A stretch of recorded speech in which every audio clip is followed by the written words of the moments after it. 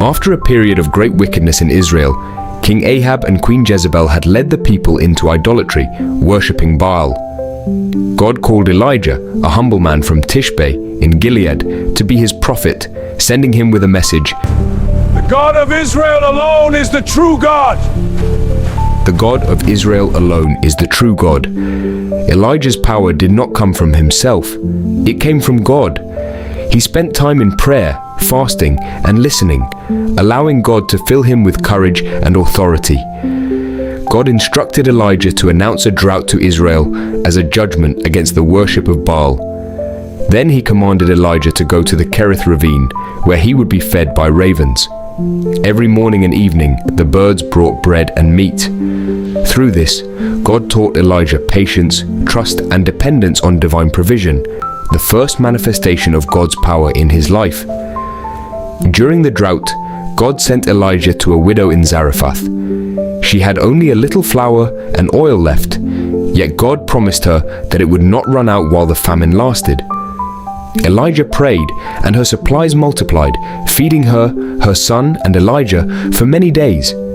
Later, her son fell sick and died. Please save my son.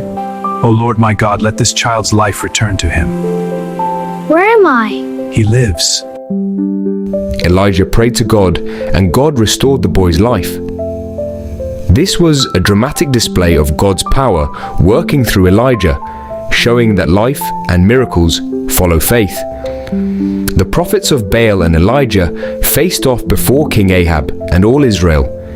Each side would call on their God to send fire to consume a sacrifice. The prophets of Baal prayed all day. Nothing happened. Then Elijah prayed with simple faith. Lord, let it be known today that you are God in Israel. Lord, let it be known today that you are God in Israel. Suddenly fire fell from heaven, consuming the offering, the wood, the stones, and even the water in the trench around the altar. The people fell on their faces in awe, acknowledging God's power. After his triumph, Queen Jezebel threatened Elijah's life. He fled into the wilderness, exhausted and afraid, thinking he had failed. God met him, not in thunder, not in earthquake, not in fire, but in a gentle whisper. This taught Elijah that power is not just in dramatic miracles, but in quiet faith, obedience, and listening to God's guidance. God renewed his mission and strength for the next phase of ministry. Elijah's life of obedience and God-powered miracles concluded in one of the most spectacular endings in the Bible. He did not die, but was taken up to heaven in a whirlwind, accompanied by a fiery chariot and horses.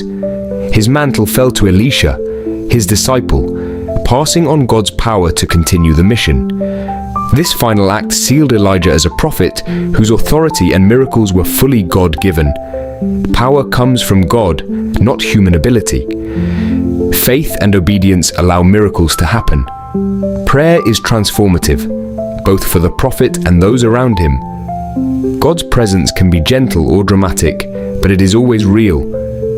True discipleship involves mentorship and passing on God's mission, as Elijah did with Elisha.